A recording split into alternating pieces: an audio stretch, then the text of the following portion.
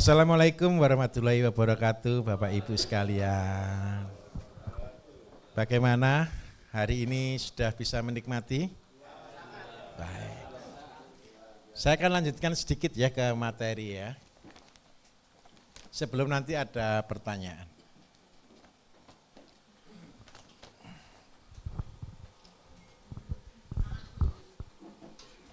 Kita tetap di bidang pertanian. Setelah Bapak Ibu menguasai 3 pilar tadi, jadi dari pupuk ini termasuk media, dari benih, kemudian yang terakhir adalah manajemen budidaya. Ada beberapa poin penting lagi, goal kita ini apa sebenarnya pertanian ini bisa terus berjalan. Pertanian akan terus berjalan Bapak Ibu ketika yang pertama kita butuh konsistensi, yang katanya organik itu adalah 2 kata, yang pertama teratur dan seimbang.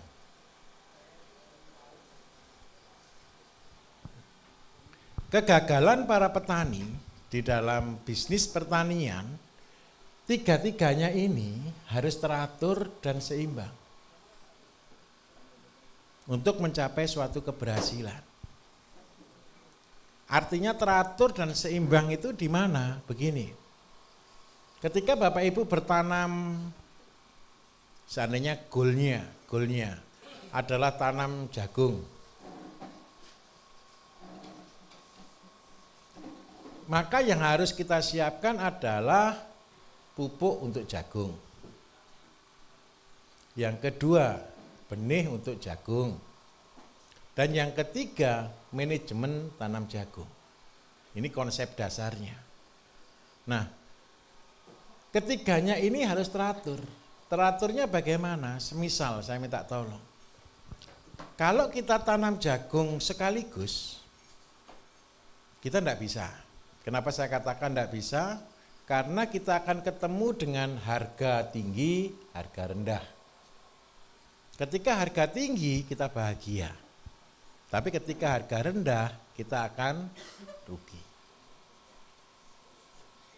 Tadi di awal, atau kemarin saya sampaikan, harga itu cuma maksimal 2 minggu sampai 1 bulan. Kenapa saya katakan itu? Karena di Indonesia ini selalu naik dan turun itu menjadi biasa. Yang selamat adalah yang seimbang. Terus ada.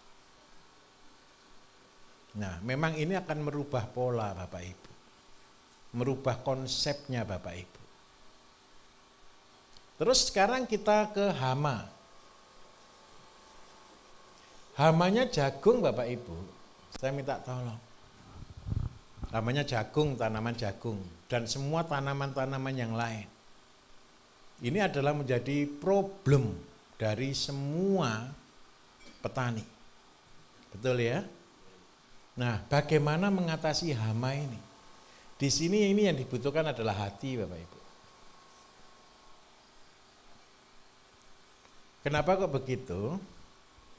Kenapa sih kita tanamnya sudah setiap hari sebedeng, setiap hari sebedeng?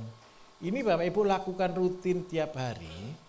Tujuannya apa? Ketika Bapak Ibu ketemu hama di sini, Bapak Ibu bisa melakukan pencegahan di sini.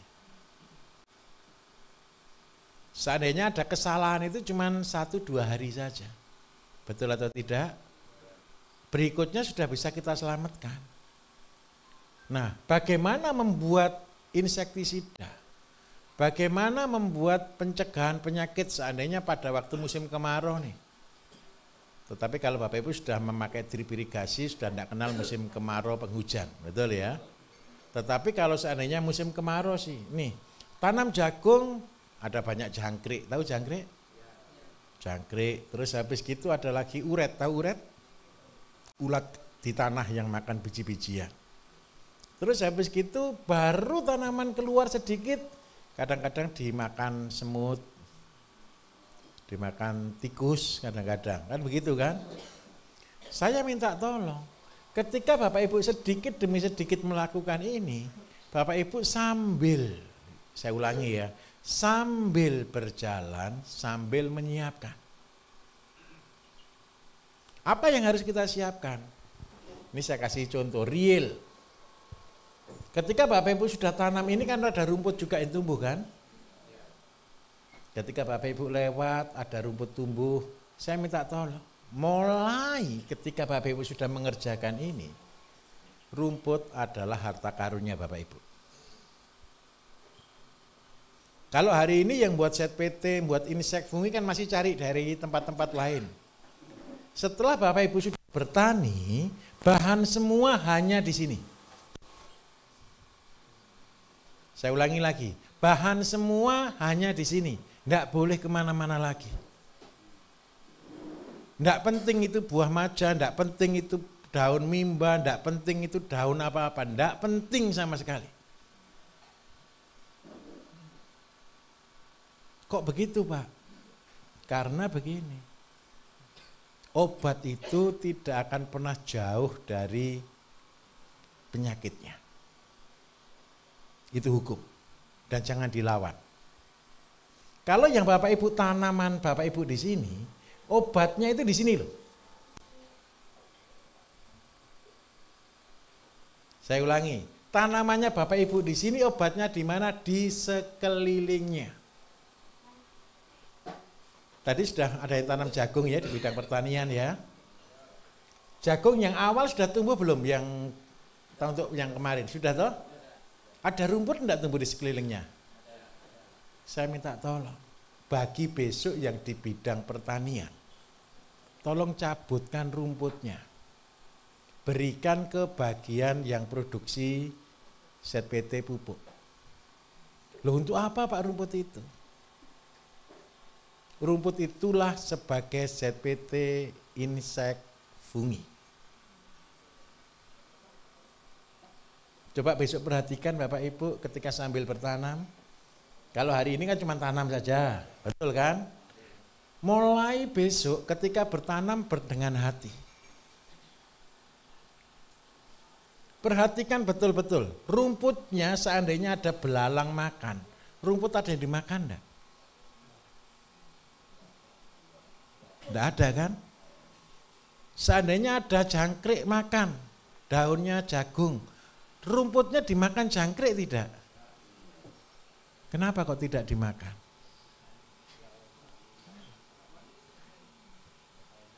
Ini konyol gitu loh. Saya tanam jagung, kenapa kok cuma jagung yang ditanam, yang dimakan, kan gitu kan? Saya tanam cabai, kenapa kok cuma cabai yang diganggu? Rumput di sekitarnya kok tidak diganggu, kenapa? Boleh iri enggak kita? Boleh. Nah, kalau diberi rumput, ini kunci rahasia, inilah berkah. Rumput ini sebenarnya masalah atau apa menurut Bapak Ibu? Masalah. Ingat baik-baik, di belakang masalah ada berkah. Itu adalah poin kedua.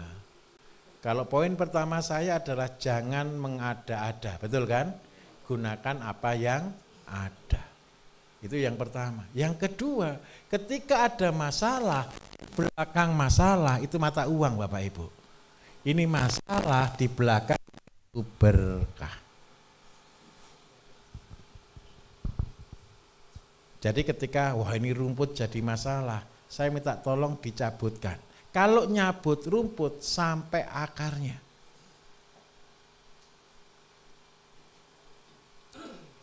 Karena Bapak Ibu pelatihan kan cuma 1 minggu.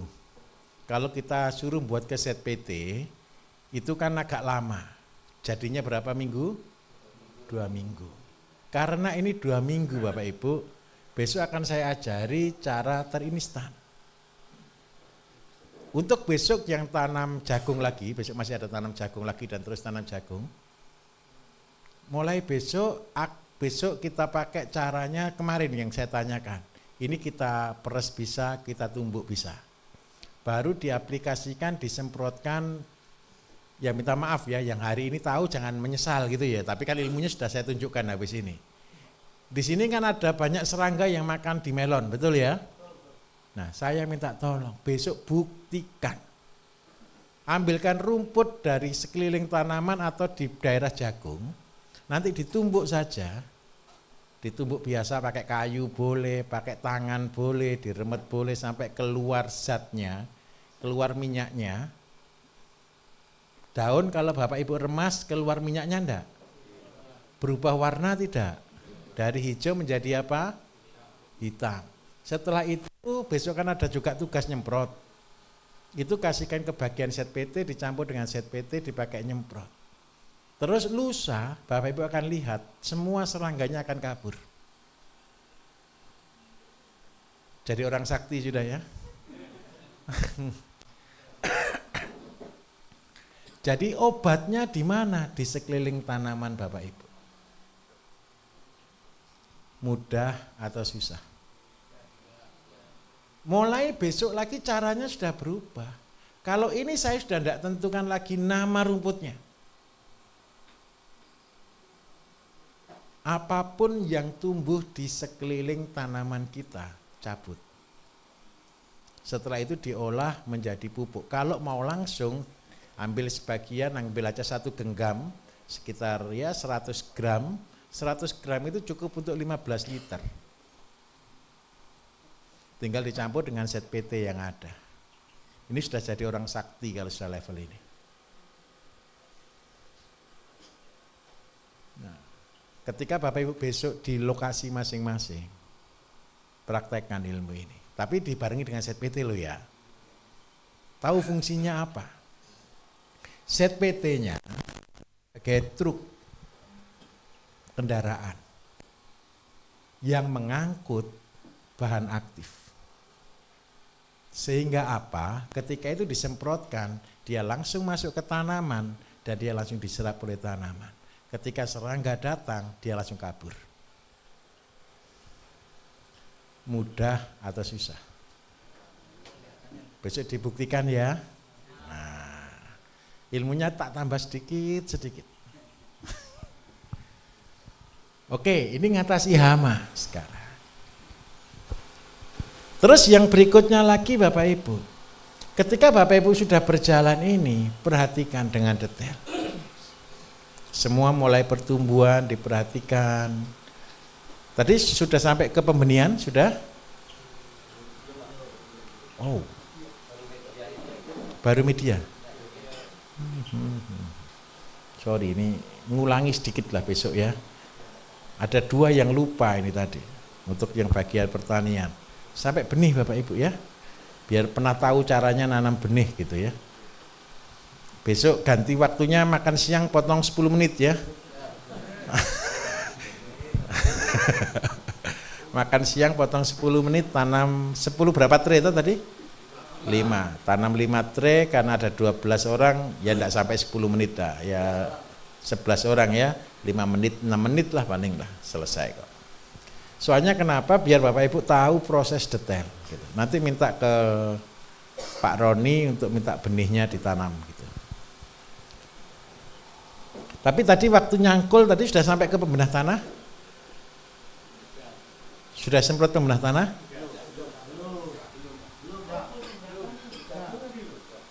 Bukan. Yang waktu nyangkul. Gini, sorry, besok. Besok ketika kerja ini nyangkul, finish sampai pembenah tanah. Setelah pembenah tanah tolong ditutup. Nanti minta daun kelapa gitu ya. Enggak apa-apa, yang kebagian besok minta tolong disemprotkan ya. Kan cuma 1 meter atau 2 meter aja kok. 2 meter saja. Jadi sekalian nyemprotnya, sekalian nutupnya. Karena begini Bapak Ibu. Bapak Ibu nyangkul kan sudah dalam nih. Sudah betul, sudah pakai kayu, sudah pakai garpu tala tadi. Sudah bisa dalam. Besok saya cek ya. Sudah dicek tak belum tadi? Tahu caranya ngecek kedalaman? Ditusuk sudah? Dalamnya berapa?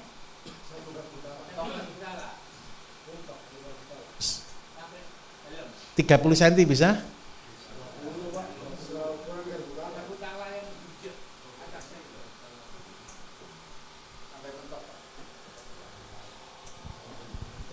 Ada yang salah, oke enggak apa-apa, besok saya luruskan.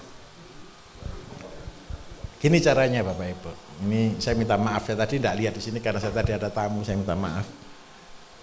Ketika nyangkul Bapak Ibu, ini bedengan nih. Ini ada yang salah, minta maaf ya. Ambil kan Ibu, Bapak Ibu kan ngambil 2 meter tadi. Ambil 1 meter pertama digali dulu. Ini dibuang di sini dulu Bapak Ibu. Baru garpu talanya mentok garpu tala. Kalau cuman Bapak Ibu di garpu tala saja itu di antara 20 hingga 25. Ternyata rumit juga ya bertani ya. Tapi kalau Bapak Ibu gali dulu 10 cm, jadinya berapa? Berarti dalamnya nanti 30 sampai 3. Ini syaratnya.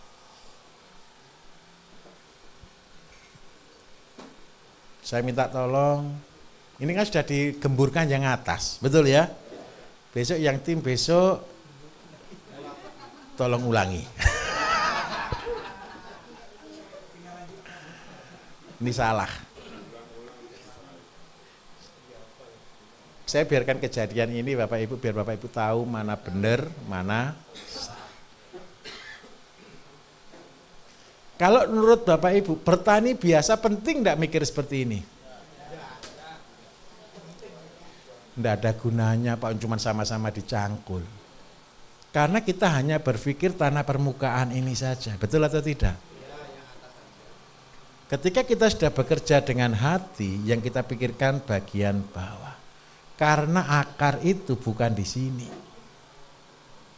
Akar itu di mana? Di bawah.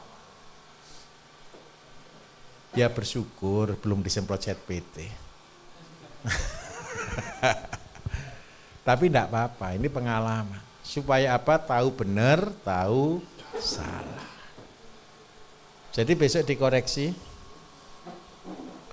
Nah, terus yang kedua, setelah selesai kerja, tolong dicek. Ambil kayu, sebatang kayu, dalamnya 30 cm sampai 50 cm. Ini digaris di sini, ditusuk, sud. Nusuknya jangan dengan tekanan penuh ya. Kalau nusuk dengan tekanan penuh bohong. Nusuknya pelan-pelan, ambles enggak. Akar itu Bapak Ibu minta maaf. Kalau perlu dia itu tanpa energi dia turun sendiri ke bawah.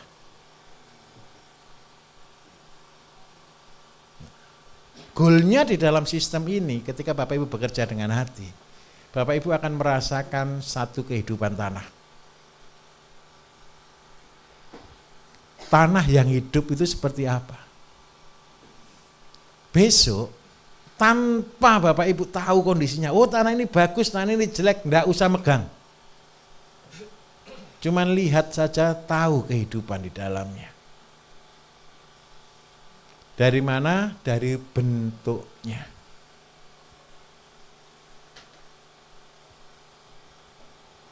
Bisa dipahami? Setelah disemprot dengan pembenah tanah harus ditutup. Tidak boleh langsung ditanami. Selama berapa? Minimal 1 kali 24 jam. Tujuannya untuk apa? Bakteri dia akan langsung masuk. Dia akan bersarang di bawah ini.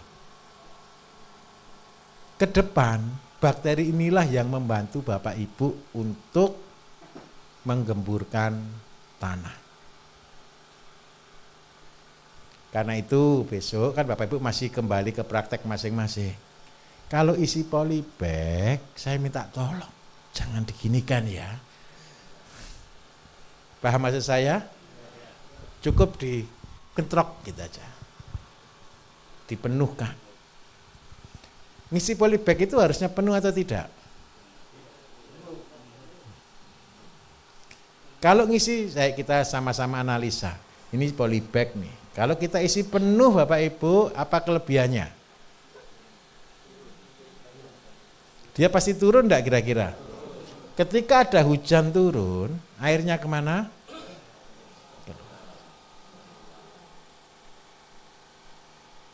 Tetapi kalau polybag ini jatuh ke bawah, Maka plastiknya nutup enggak kira-kira? Ini yang tidak boleh. Ngisi polybag itu posisi plastik tetap harus berdiri hampir penuh begini.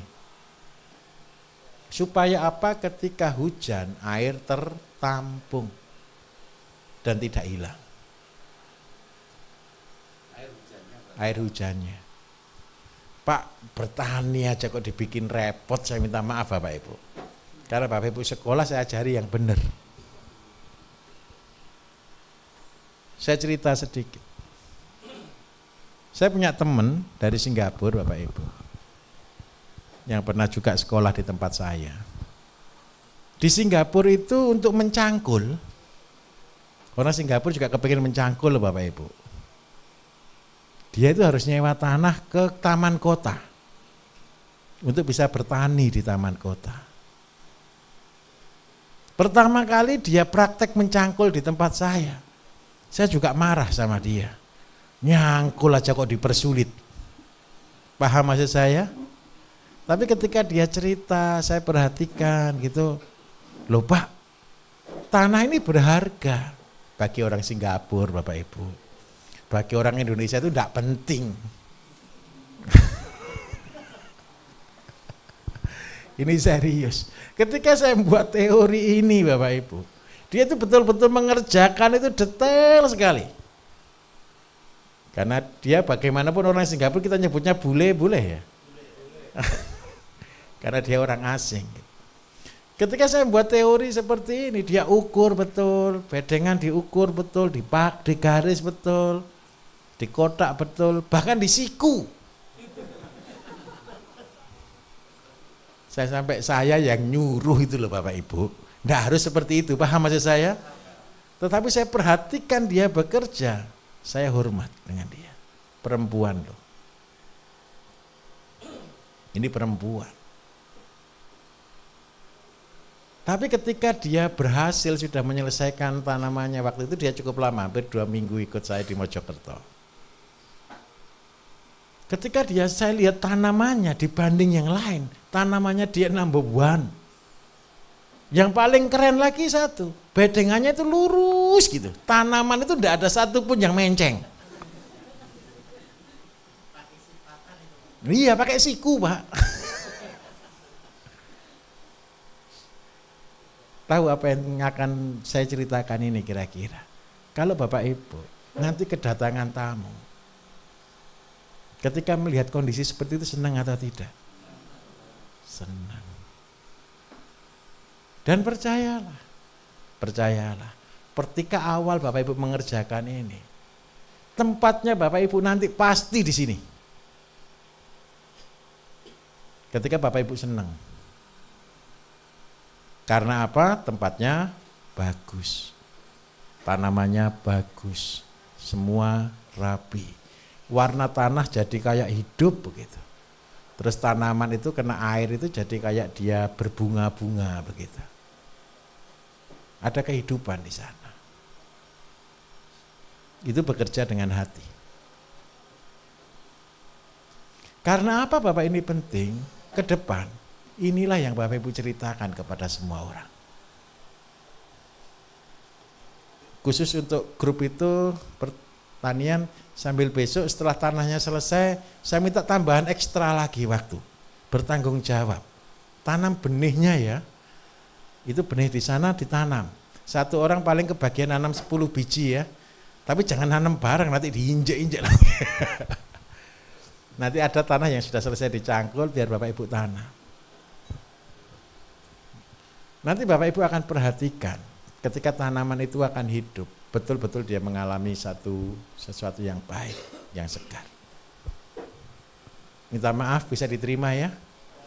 Besok dilakukan lagi. Kalau hari ini dengan happy-happy, besok mulai dengan hati. Happy dan hati. Nah nanti Bapak Ibu akhirnya seneng gitu. Nanti cirinya seneng. Ketika lihat gitu dilihat, oh bagus ya. Dengan pencapaian yang Bapak Ibu sudah kerjakan. Yang hari ini tadi sudah di bagian pakan, besok dicek juga. Siapa tadi yang cerita kalau limbah rumah tangga bau enggak tadi? Bau ya. Kan sore kan tadi ya buatnya ya. 24 jam dia akan berubah menjadi harum. Besok jam yang sama seperti kemarin, tolong dicek baunya bagaimana. Sampah itu bau atau tidak? Ketika sampah difermentasi, apapun sampahnya, dia akan harum. Ketika Bapak Ibu dengar konsep ini, sampah apapun yang paling busuk, ketika difermentasi, dia akan jadi harum. Ingat baik-baik, ketika Bapak Ibu buka sampah itu, hatinya bilang begini, ternyata tidak ada sampah di bumi. Apa yang membuat berubah? Proses. Ternyata pertanian dalam ya Bapak Ibu ya. Proses. Nah Bapak Ibu akan berubah banyak ketika melakukan. Saya minta tolong karena Bapak Ibu sebagai pemimpin, kerjakan. Nanti tahu bedanya antara pemimpin, pemilik dengan pekerja. Kalau Bapak Ibu bermental pekerja, kira-kira goalnya apa? Asal jadi. Yang penting jadi. Tapi ketika Bapak Ibu berubah mental menjadi pemilik, apakah cuma asal jadi? Yang penting apa? Bagus. Goalnya adalah perfect. Goalnya nilainya A. Sempurna. Semua tahapan-tahapan ini, kalau Bapak Ibu lakukan semua dengan perfect, minta maaf, apapun yang Bapak Ibu kerjakan, pasti berhasil. Ini saya cerita yang jauh ke depan. Tanaman, ketika Bapak Ibu sayangi, dia itu bisa berterima kasih ke kita. Pak, ini jangan mengada-ada. Percaya atau tidak kira-kira? Percaya. Daun itu bisa berbicara ke kita, walaupun kita tidak ngerti. Ya kira-kira saja, oh ini bahagia gitu loh Bapak Ibu. Karena apa? Gini ceritanya begini. Manusia diciptakan itu untuk menguasai bumi, untuk mengatur bumi, untuk mengolah bumi. Dan semua makhluk hidup itu bisa berterima kasih, termasuk tumbuhan. Kalau ayam berterima kasih ke kita Bapak Ibu, ketika dia datang dia senang. Ketika kambing berterima kasih ke kita, ketika kita datang dia hormat. Ya enggak mungkin begini loh ya. Yang penting dari tidur begitu kita datang langsung berdiri semua menyambut kita, betul kan? Nah, golkan semua tanamannya Bapak Ibu seperti itu. Ini saya kasih tahu, ini belum pernah saya ceritakan. Pekerjaan saya setiap malam itu kan jalan-jalan. Kalau semua sudah tidur, saya jalan-jalan, gitu. Saya perhatikan satu-satu. Di sanalah saya belajar tentang kehidupan tanaman.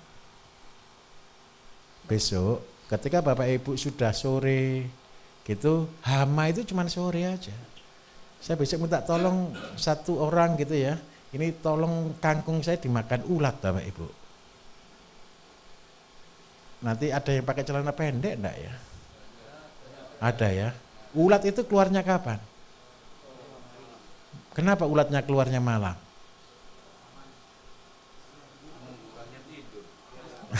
Karena yang punya tidur ya Pak ya.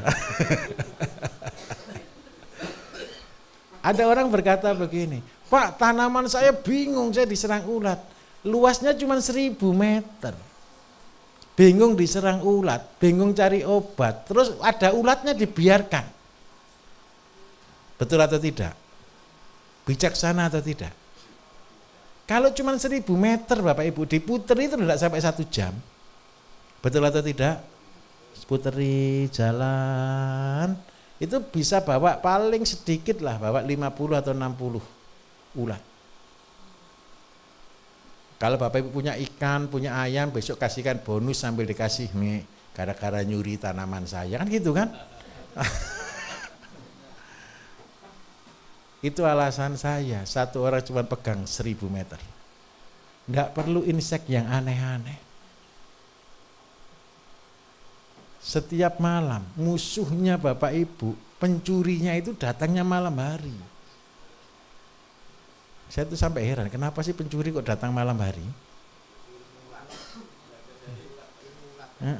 Ilmu ulat ya. Nah, jadi ternyata ngatasi masalah tanaman itu sepele.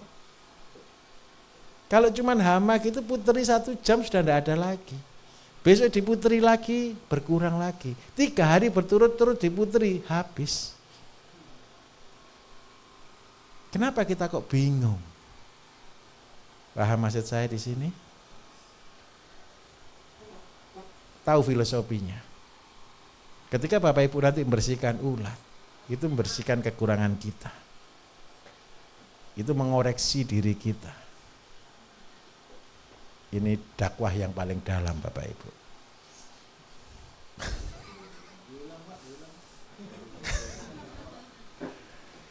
Ulat itu kan masalah, betul kan? Dan Bapak Ibu kan seringkali bingung, Pak cari hama untuk mengatasi ulat, betul kan? Wong tanah cuma 1000 meter aja kok cari hamanya susah. Puteri saja, enggak sampai 1 jam, percayalah. Oh saya muteri seluruh ini cuma enggak sampai setengah jam kok. Ketika ada ulat ya tinggal saya ambil. Nah ketika ngambil itu masalah ulat ini, anggap aja kita ngambil masalah kita. Siapa yang pernah pengen ngundang masalah dalam hidup kita? Datang sendiri kan? Tugas kita menyelesaikan masalah atau mencari masalah? Jadi ketika ada masalah jangan bingung. Wah gimana cara bunuhnya dulu? Jangan mikir cara bunuhnya dulu. Mau tunggal 1 aja tinggal ambil selesai kok. Kita kadang-kadang memikirkan sesuatu itu jadi sulit. Bahagia? Mudah atau susah?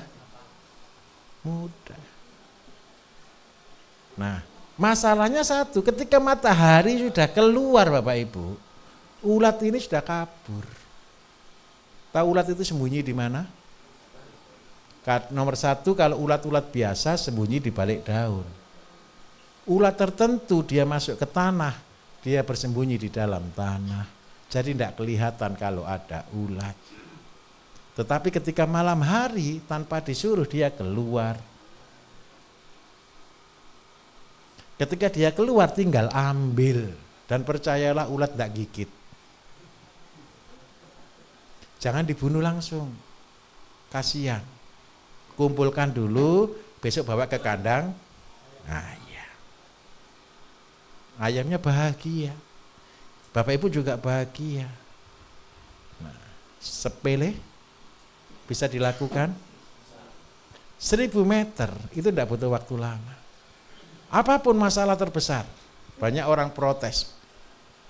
Nanam bawang merah, cuma 2 bedeng saja, diserang ulat sampai bisa habis. Parah atau tidak? Parah. Oh cuma 2 bedeng, kalau diputri tidak sampai 10 menit Bapak Ibu. Mikir bingungnya sampai seminggu.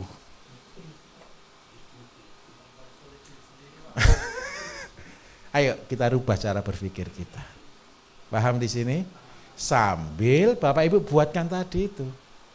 Rumput-rumput dikumpulkan, dipakai nyemprot ini. Supaya apa? Ulat yang ada, yang mau bertelur lagi, mau datang ke sini lagi, dia tidak jadi datang. Inilah konsep penyakit dilarang masuk.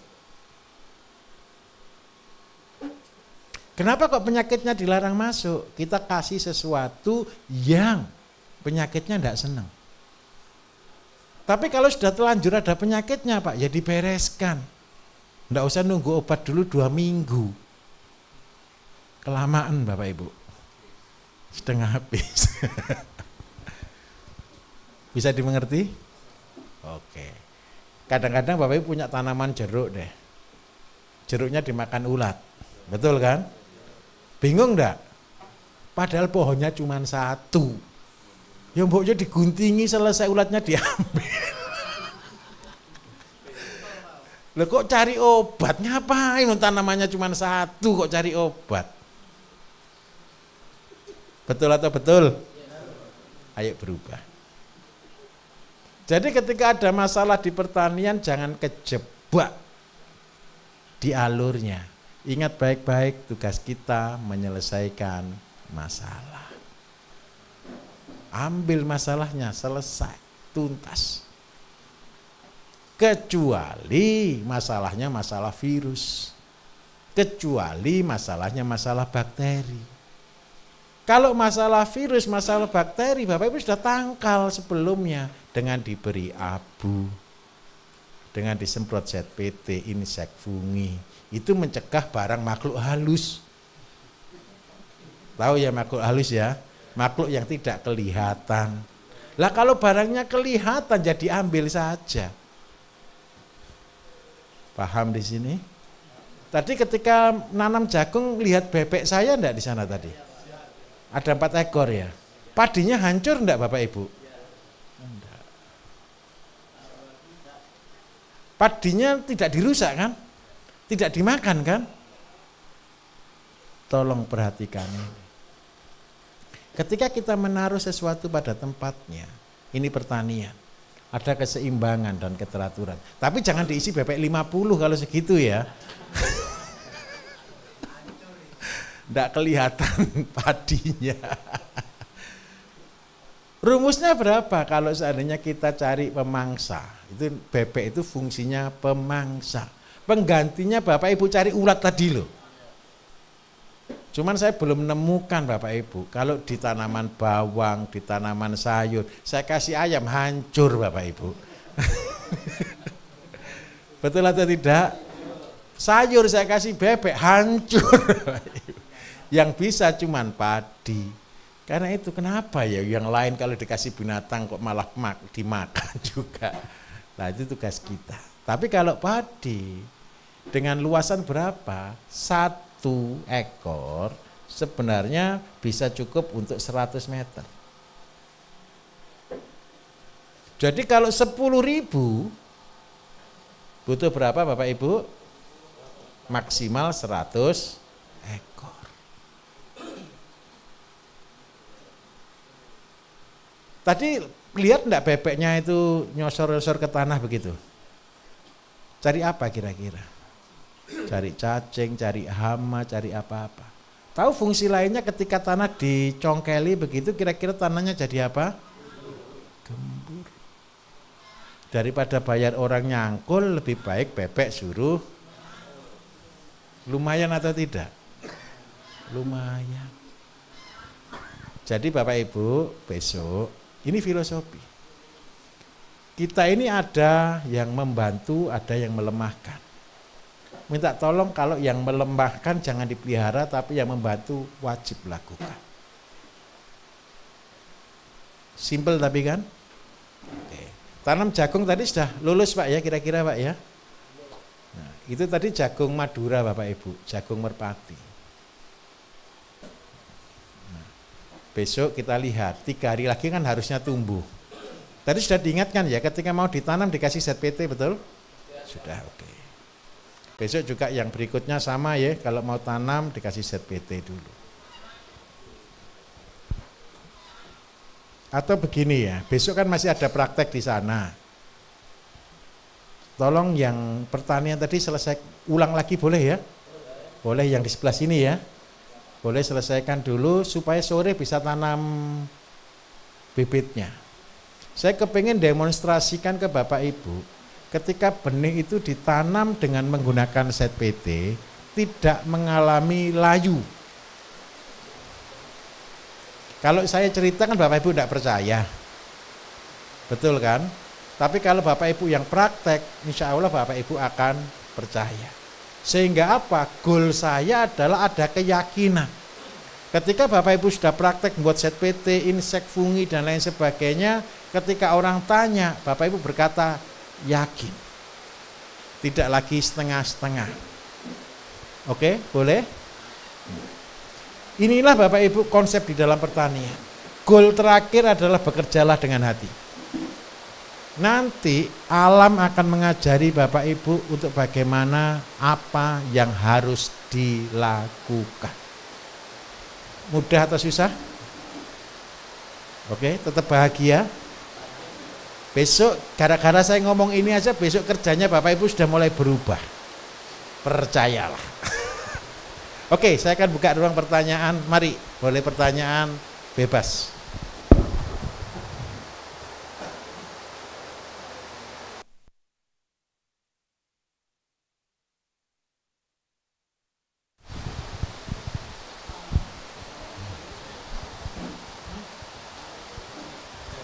Oke, baik. Assalamualaikum warahmatullahi wabarakatuh. Waalaikumsalam warahmatullahi Nama wabarakatuh. saya Ahmad Nurholis, Pak. Saya dari Kalimantan Selatan, dari Kabupaten Tanah Bumbu. Ini pertanyaannya sebetulnya sederhana, Pak. Karena setiap lokasi, setiap site itu kan spesifik, Pak. Betul. Seperti kalau di sini kita melihat kondisi di sini banyak batu, kita bahagia, Pak. Karena apa? Tanahnya hitam.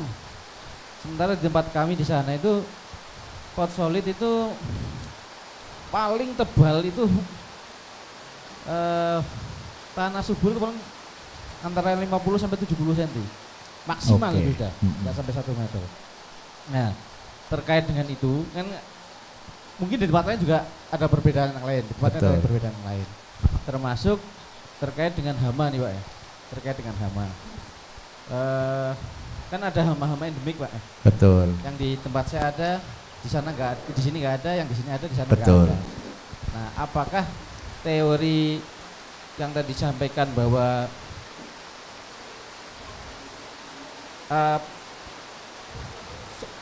pemecahan masalah ada di tempat masalah itu muncul? Nah, jadi obat itu muncul di tempat penyakit itu keluar. Betul. Nah, apakah ini berlaku secara general atau set spesifik? Gitu. Tapi kalau pemahaman saya dengan penjelasan Bapak tadi, mungkin ini baru analisa sederhana saja, Pak ya. Mungkin memang akan seperti itu. Karena tanaman-tanaman yang di sini pun mungkin akan berbeda dengan di sana. Sehingga betul-betul ada pembeda set itu spesifik. Tetapi kalau memahami bahwa oh, obat itu ada di sekitar masalah, mungkin ini juga bisa jadi jawaban. Nah, saya pengen penegasan aja. Apakah ini general untuk semua site di semua lokasi atau setiap site nanti akan spesifik dengan pola penanganan yang spesifik juga? Baik. Itu aja, Pak. Terima kasih. Terima kasih. Baik. Menurut Bapak Ibu, kira-kira kalau kita buat obat dari daerah lain dipindah ke daerah lain cocok atau tidak? Ya sudah, itu jawabannya. Kenapa saya 3 tahun lalu atau 2 tahun lalu saya membuat konten YouTube, Bapak Ibu, membuat pupuk di tiap-tiap desa. Pertanyaannya kan satu, kenapa saya harus membuat pupuknya itu di tiap-tiap desa? Pupuk itu bukan hanya pupuk ya, pupuk ZPT lengkap ya. Kenapa saya harus membuatnya di tiap-tiap desa?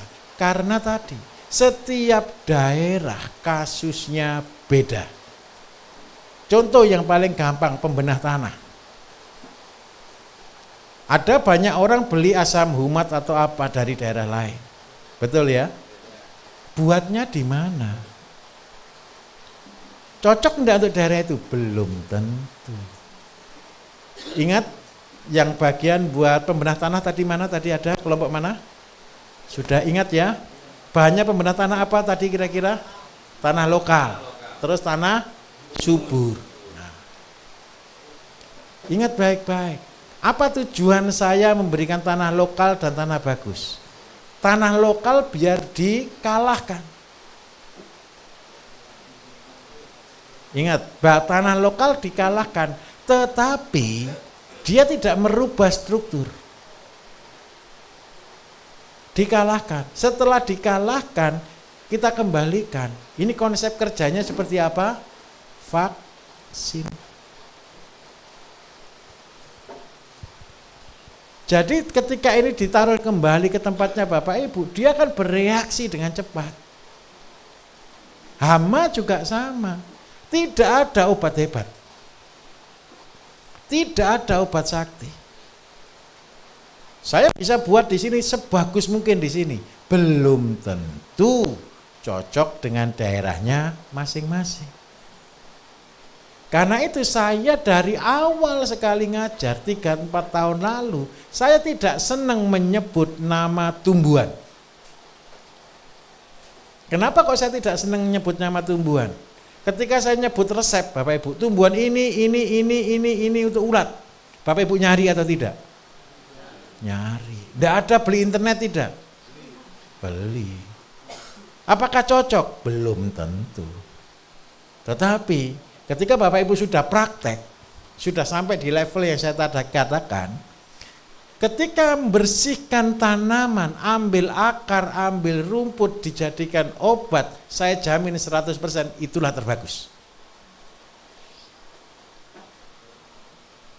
Kalau sedikit mistis gitu ya Bapak Ibu ya, kalau kepengen dipanggil Mbah Dukun gitu ya, kalau ada tetangganya Bapak Ibu keserang penyakit, datangi sore-sore. Sore-sore ya, ambil, setelah ambil diolah, besok pagi bilang, ini tak buatkan obat untuk tanamanmu. Begitu disemprotkan cocok atau tidak? Cocok dari tanahnya dia. Paham maksud saya? Setelah cocok apa komentarnya? Wah, sakti. Padahal ngawurisasi.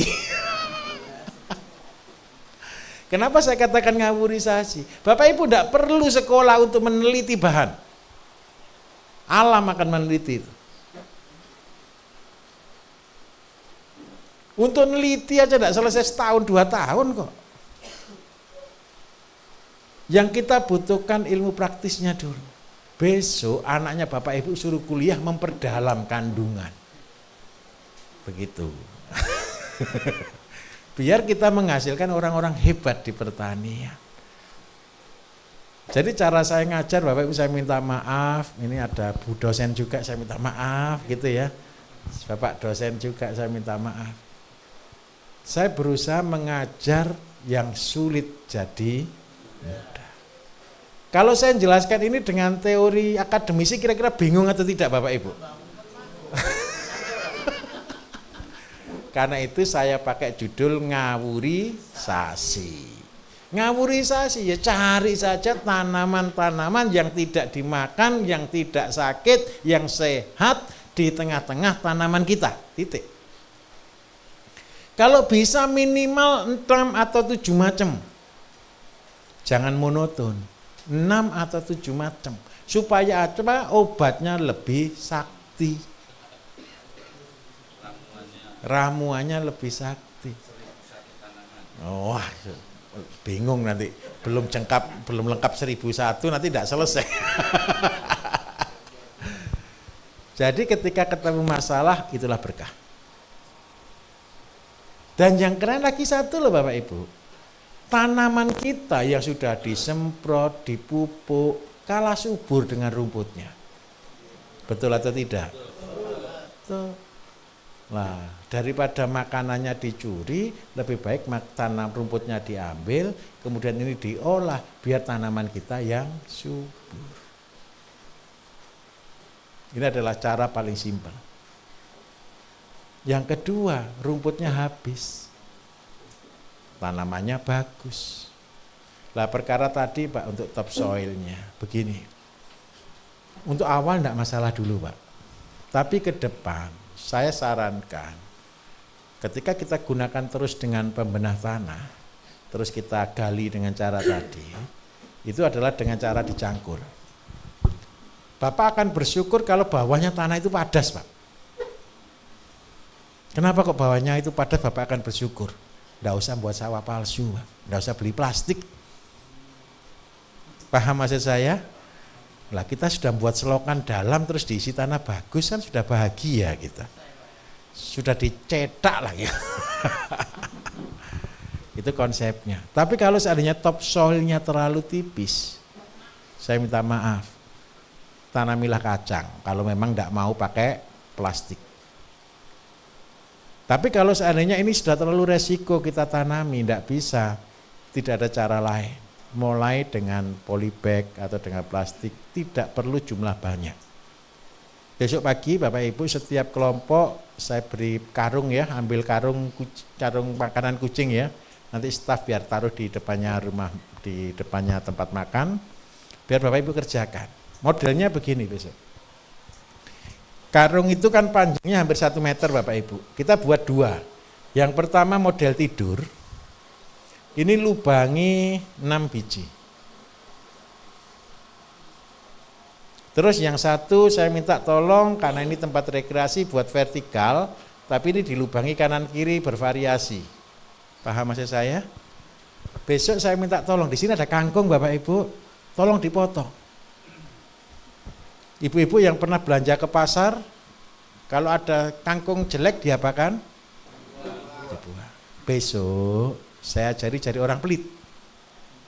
Ketika beli ke pasar, tanam di sini. Kangkung tidak harus dari biji Bapak Ibu. Kangkung itu ditancapkan aja hidup kok. Betul atau tidak? Nah Bapak Ibu kan saya yakin lebih berkreasi ya untuk buat ini ya. Dilubangi, tanami, dilubangi, ditanami. Yang satu kangkung, yang satu ketela rambat. Bibitnya minta maaf lagi ambil dari sawah sana ya. Yang di dekatnya bawah kandang tadi ya. Kan ada dipotongi. Kenapa kok ini penting sekali? Ketela rambat itu sepele atau tidak Bapak Ibu? Sepele. Tahu fungsinya ketela rambat? Ketela ini kalau tidak salah ya, ini umbinya manis, umbi madu. Ketela rambat ini kalau tidak salah warnanya kuning. Bapak Ibu besok yang bagi penderita diabetes, supaya matanya tidak kena glukoma, saya minta tolong. Kalau sudah gulanya tidak mau turun dari 200-300, kalau malam hari jangan makan nasi. Tapi makanlah ubi jalar dengan catatan warna kuning. Tolong ditanam dulu saja. Besok Bapak Ibu akan tahu manfaatnya. Saya kalau di daerah Jawa Timur, Jawa Tengah Bapak Ibu, ubi jalar warna kuning ini harganya trending, mahal. Kenapa kok mahal? Rata-rata orang ketika beli ketela rambat ini bilangnya gini, oh diabetes ya. Gitu.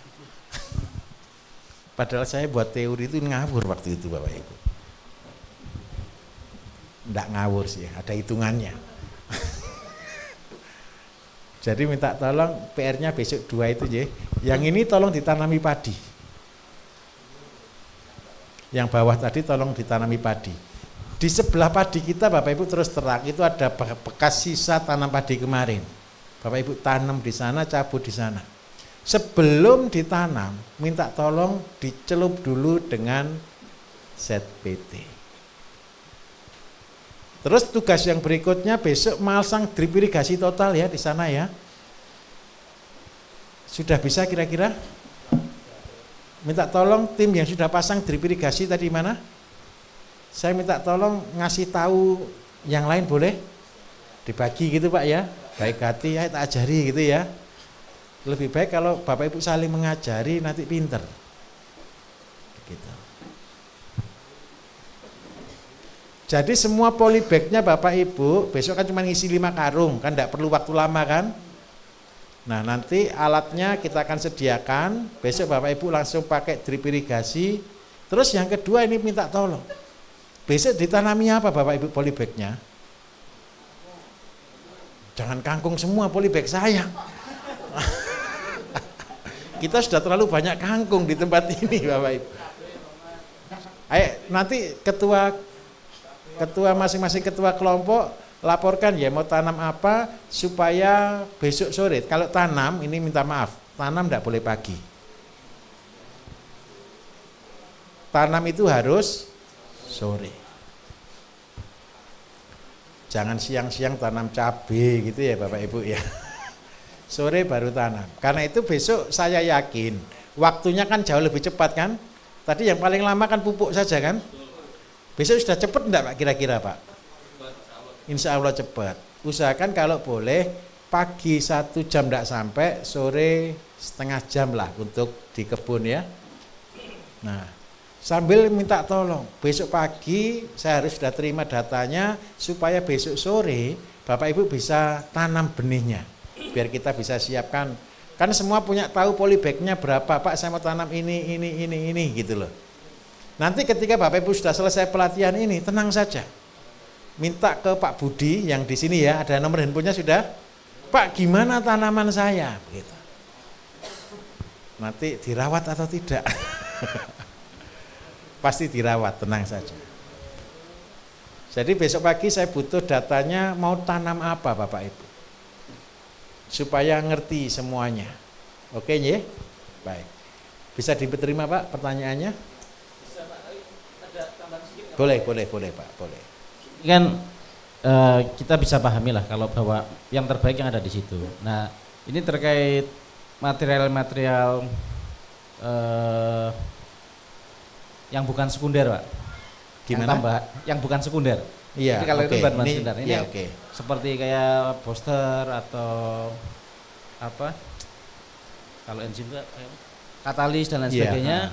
Ini kita juga perlu dipahamkan Pak, apakah itu bisa berlaku untuk di semua daerah atau lebih baik kita create sendiri di daerah kita masing-masing. Seperti itu. Makasih. Siap. Kalau katalis Bapak Ibu itu netral. Katalis itu netral. Nanti Bapak Ibu, ini kan sudah lengkap Bapak Ibu ini. Belajar herbal, belajar pertanian, peternakan, perikanan, semuanya. Yang dibuat aja sudah lengkap. Di YouTube saya kan selalu saya bilang begini, besok ketika Bapak Ibu sudah buat semuanya, ampasnya tolong disimpan, dikumpulkan, dijadikan satu selama berapa? 3 tahun. Sampai dia kembali menjadi tanah. Setelah itu kita akan bangkitkan dia lagi. Kita hidupkan lagi dia.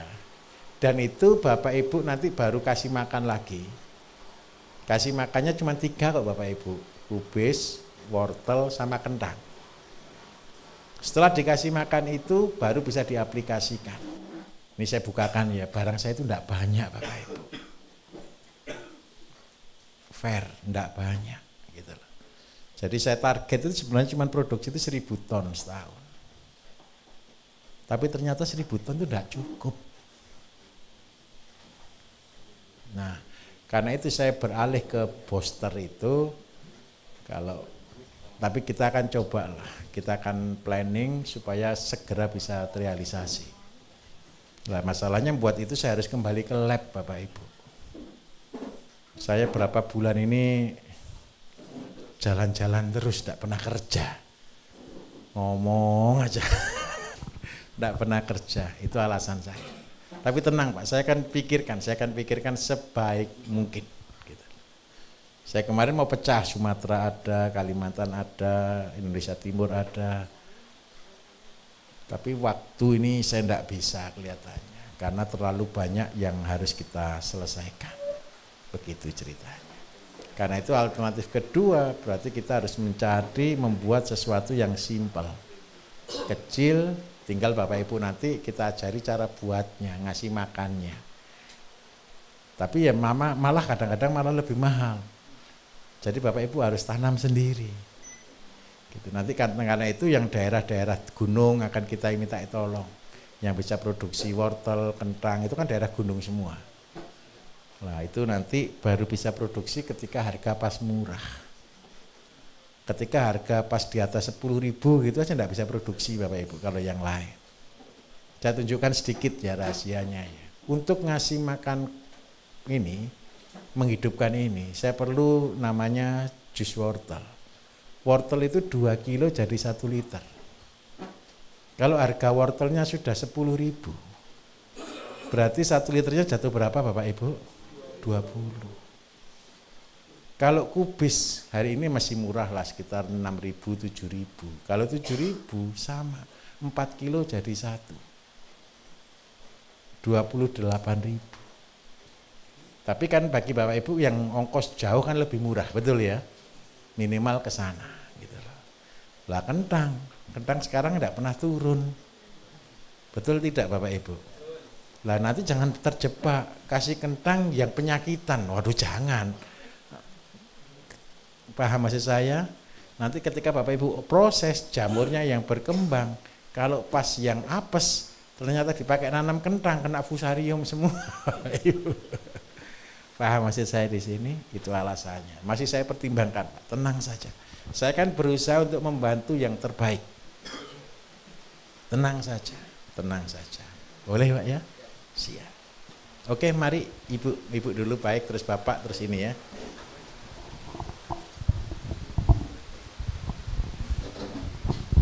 Bismillahirrahmanirrahim. Assalamualaikum warahmatullahi wabarakatuh. Waalaikumsalam warahmatullahi wabarakatuh. Nama saya Ilda Hayati. Kami dari Curug, Bengkulu. Pertanyaannya ini nabung dari kemarin, Pak. Baik Ibu. Yang kemarin Bapak jelaskan tentang yang sistem drip. Yang sistem drip. Jadi keuntungannya salah satunya sekitar itu tidak akan tumbuh rumput. Betul. Nah, itu kan kalau di lokasi yang curah hujannya kurang. Betul. Kalau sekiranya curah hujannya tinggi, bagaimana solusinya Pak? Baik. Selain mungkin dengan plastik, itu kan akan mahal tentunya. Betul. Itu yang pertama Pak. Yang kedua, pembuatan pupuk KCL, saya lihat dari beberapa YouTube yang Bapak sampaikan, yang pakai dibakar dengan karbit itu hanya yang cakang telur, sedangkan yang untuk kayu dan kokopit dan lain yang menunggu 2 bulan itu, ya, berarti betul. tidak bisa kokopit dengan kayu yang lain itu kalau disamakan cara pembuatannya dengan yang cakang telur Pak, ya, sehingga bisa 15 hari itu. Betul. Itu yang kedua. Yang ketiga, pembuahan melon Pak. Pembuatan apa Bu? Pembuahan melon. Pembuahan melon, Iya. baik. Yang keempat, saya lihat tomat di sekitar sini daun bawahnya dipotong Pak. Iya. Itu apa gunanya? Mm-mm. Yang kelima, untuk cabai keriting, saya lihat di apa itu dipotong pucuknya itu akan lebih bagus. Benar tidak Pak? Waktu masih baru tumbuh itu maksudnya kan? Nah, kemudian tadi kata Bapak tanam bibit yang pakai ZPT itu tidak akan layu. Maksudnya untuk penyemaiannya yang pakai ZPT-nya atau yang bibit yang tidak layu. Nah, kemudian dalam pembuatan pembenah tanah. Iya. Kalau tanah lokalnya kita ambil dari beberapa lokasi, misalnya apakah lebih baik daripada satu lokasi Pak? Ya maksudnya misalkan di daerah Curup, tetapi misal satu dari kebun, satu dekat rumah, satu lagi dekat tetangga, atau cukup satu lokasi saja? Itu Pak, terima kasih. Baik. Wah ini banyak, mudah-mudahan ingat saya.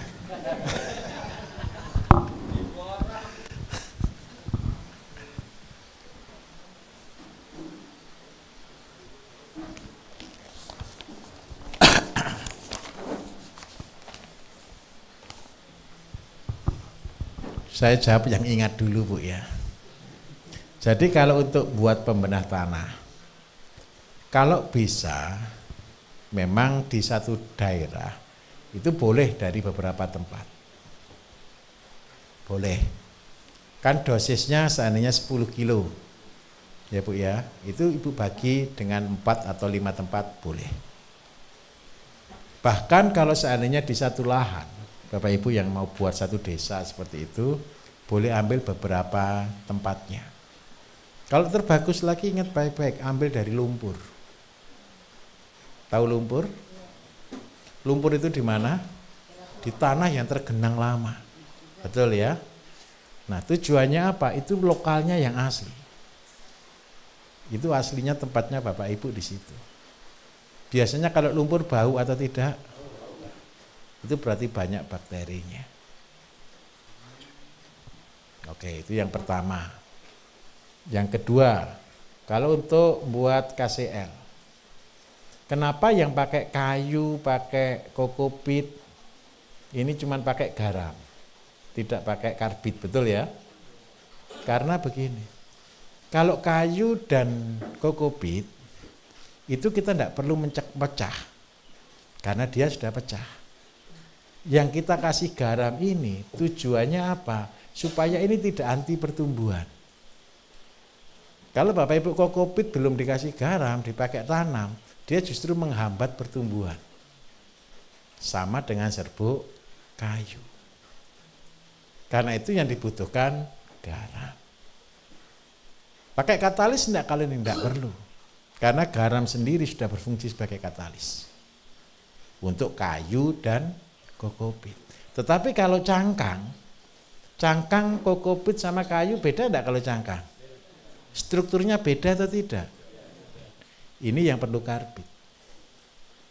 Dan ini enggak bisa juga dengan karbit saja, perlu katalis. Ini perbedaannya. Terus yang berikutnya lagi, kalau tomat, kenapa daunnya bawah dipotong? Daun bawah ini tempat paling sering bersarangnya penyakit. Tomatnya tambah tinggi enggak kira-kira? Terus di sini kalau tambah tua daunnya nutupi nempel ke polybag tidak kira-kira? Nah, penyakitnya sembunyi di sini. Daripada tidak berfungsi, lebih baik dibersihkan. Terus kalau seandainya cabai dipotong pucuknya, cabai keriting, apakah pengaruh? Sebenarnya tidak masalah. Jadi dipotong dengan tujuan di pruning ini tujuan ada keluar cabang. Sebenarnya malah bukan dipotong, dipatahkan. Kalau mau lebih keren lagi, dipotong dan ditarik mundur, ditarik minggir. Nah, saya minta tolong. Saya minta tolong betul. Ketika Bapak Ibu tanam cuma sedikit, waktu yang saya janjikan jadi miliarder itu 3 tahun loh Bapak Ibu. Saya minta tolong, ketika 3 tahun ngurusin buat ini, lakukan banyak eksperimen. Nanti biar bukan kata saya, tapi katanya Bapak Ibu. Pernah tahu pohon cabai yang roboh? Cabangnya keluar banyak atau tidak? Kok bisa? Belum dipatahkan loh ini. Cuman roboh saja loh. Ini kan harusnya begini, terus roboh begini. Cabangnya ke sini enggak? Kok bisa? Ya enggak tahu Pak, pokoknya yang penting keluar kan gitu aja. Keluarnya aja enggak pamit. Hormonnya dia akan tertekan Bapak Ibu, dia akan mengejar ke sini. Hormon pertumbuhannya akan pindah di sini, di ketiak-ketiak itu. Kalau Bapak Ibu mau butuh cabai yang bertanaman banyak, sebenarnya bukan hanya dipotong, cukup dipatahkan, ditarik mundur. Pasti banyak. Tanaman apa yang diperlakukan seperti ini? Apel. Apel itu tanamannya ditarik mundur begini semua supaya keluar dan bawa buah. Lakukan pasti baik. Pembuahan melon sekarang. Apa yang harus dilakukan? Melon itu secara otomatis pasti berbuah dengan sendirinya, enggak usah disuruh. Tapi Bapak Ibu harus pilih bunga keberapa yang akan dijadikan. Kalau saya lebih senang angka ke-5 atau ke-6. Ketika daun-daun sekundernya sudah cukup. Supaya apa? Buahnya betul-betul optimal. Kalau buahnya di sini daun sekundernya tidak banyak, buahnya tidak bisa besar. Kalau buah di sini yang ke atas dimatikan, yang ke bawah dihilangkan semua supaya bunga tanaman daun sekundernya banyak, ngisinya makanan ke sini. Itu tujuannya. Apalagi ada yang kurang lagi enggak tadi? Yang pertama sistemik tadi apa maksudnya tadi? Oh, drip irigasi. Rumput, baik. Ya, baik. Kalau daerahnya curah hujan tinggi, supaya tidak muncul itu terpaksa gunakan mulsa.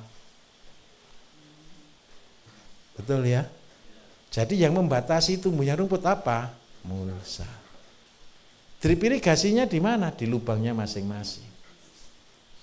Simpel? Oke. Sudah lengkap. Oh, masih lumayan cerdas berarti saya. Mari Bapak di belakang. Selamat malam Pak Bayu. Selamat malam. Saya Pak Ando dari Bogor Pak. Baik. Maaf saya banyak tanya nih Pak, saya belajar juga. Belum Pak. Oh belum ya. Baru sekarang ini tanya. Kembali yang mengenai tanah tadi Pak, kebetulan tadi udah sempat disinggung ya. Jadi yang mengenai metode double till tadi Pak, 2 kali menggali itu. Nah, pertanyaan saya, apakah topsoilnya itu dibalik Pak, menjadi di bawah, kemudian bawah menjadi di atas? Itu satu ya Pak ya. Nah, tapi saya tadi udah minta maaf lagi, ini ada pertanyaan lanjutan nih soalnya Pak. Yang kedua, ya kalau praktek pasti kita akan lakukan itu Pak. Nah, tapi kalau di lapangan nanti, apakah semua tanah akan kita perlakukan demikian? Jika tidak, bagaimana membedakan tanah yang perlu perlakuan demikian dan tidak perlu gitu ya Pak? Kemudian yang ketiga, jika memang perlu dilakukan double till ini, itu kan saya rasa perlu tenaga kerja ya betul Pak. Nah, kalau menurut advice atau nasihat Bapak nih, satu orang itu bisa mengcover berapa sih Pak? Apakah 100 meter, apakah 500 atau 1000 meter? Gitu Pak, terima kasih banyak Pak. Terima kasih Bapak, baik. Saya jawab dulu untuk tanah.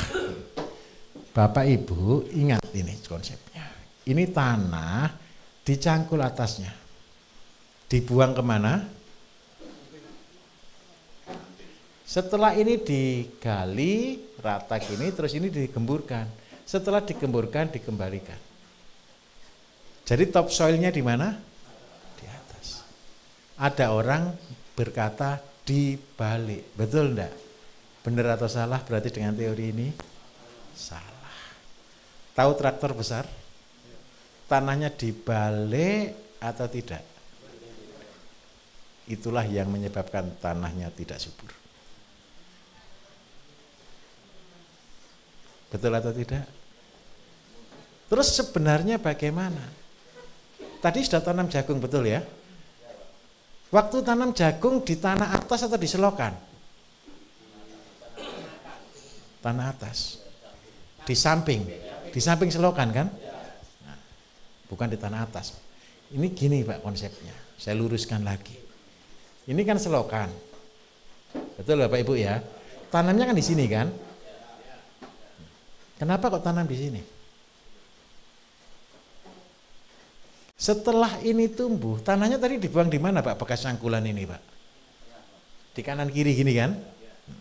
Besok, ketika jagung ini berumur 1 bulan, akarnya keluar atau tidak?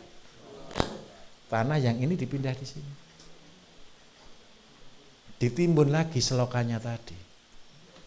Topsoilnya di bawah atau di atas? Di atas. Terus kedua, Bapak tanya, Pak kalau begini kan biayanya mahal. Mahal.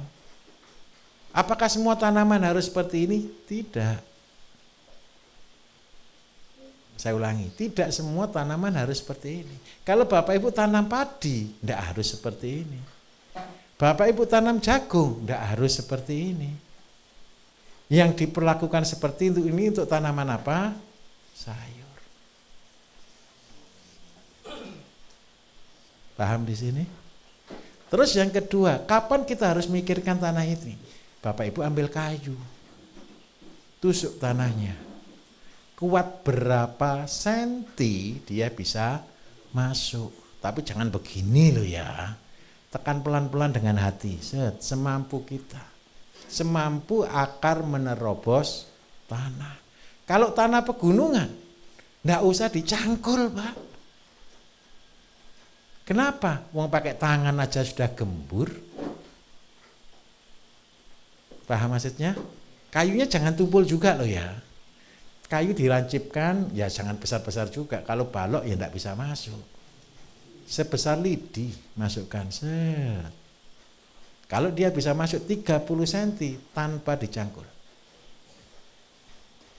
Ada tanaman Pak, malah saya enggak pakai olah tanah habis ini. Tanaman padi. Kenapa padi habis ini saya tanpa olah tanah? Saya tunjukkan. Padi akarnya dalam atau tidak? Tidak. Kalau akarnya dia sudah tidak dalam, apalagi dia banyak ketemu dengan air, kenapa kita dalamkan? Coba bayangkan, akarnya dia cuma 10 cm. Terus kita cangkul sampai 30 cm, berguna atau tidak? Yang terjadi apa kalau digali 30 cm? Roboh. Jangan bingung lagi loh, Pak, kalau begini ternyata bertahan itu banyak aturannya. Loh iya.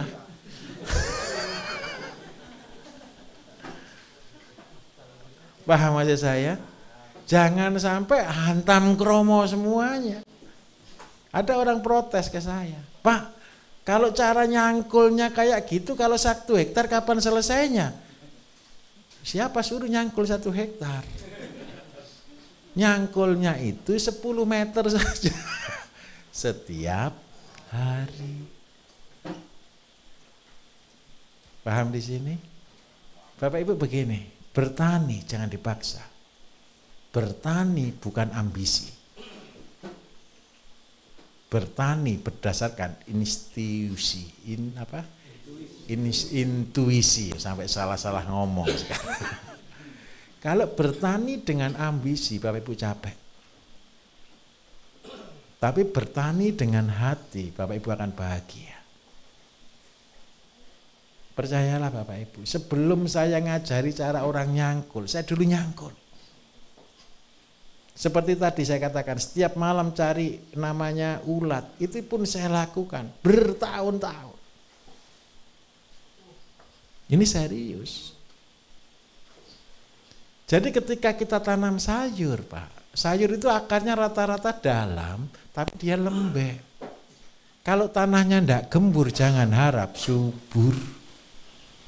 Paham di sini? Untuk apa sih kita harus buat bedengan yang model gini? Untuk sayur yang penghasilan harian. Yang luasnya paling luas 1000 meter. Nikmati di sana.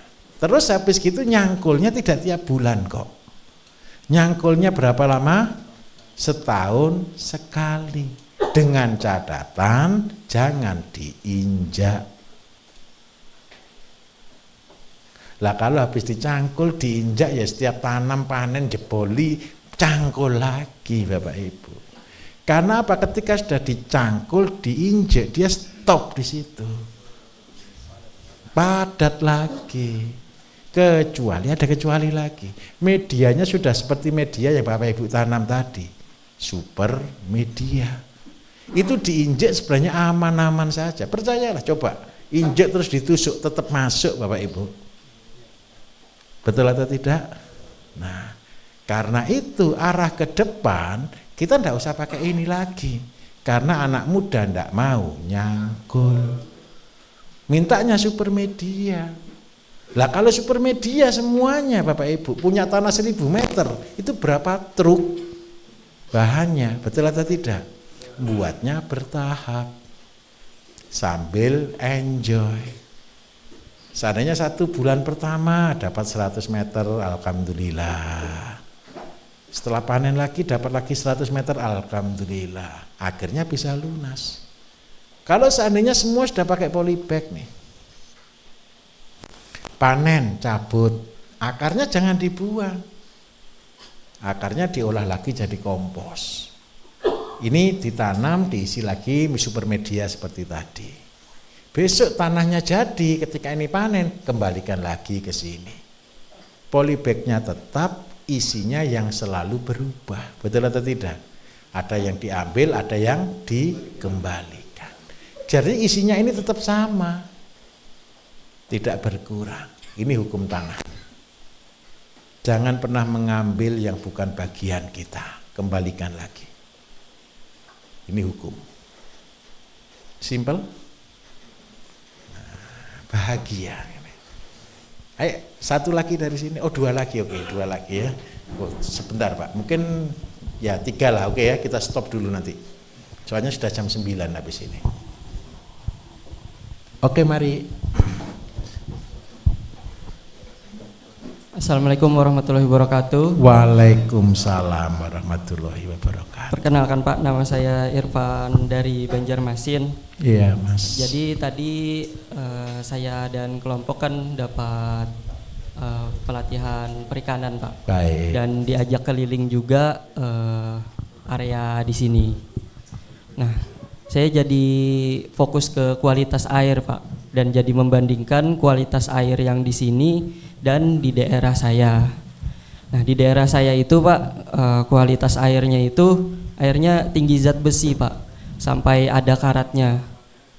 Terus dites juga dicampur tehnya juga agak gelap. Nah, apakah ada treatmentnya, Pak, cara menghilangkan kandungan zat besi yang tinggi tadi dan agar airnya tersebut layak untuk dijadikan kolam dan lain-lain gitu, Pak? Baik, siap. Sudah? Satu lagi, Pak. Oke, silakan. Terus treatment air kolam, Pak, yang hanya mengandalkan dari air hujan yang ditampung. Baik, siap, oke. Terima kasih. Baik. Kepengen yang mahal atau yang murah?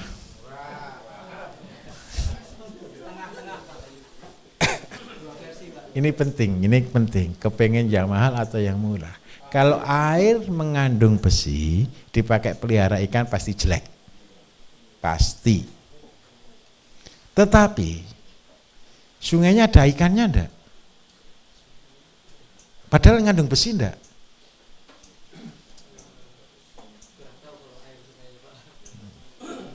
Mengandung.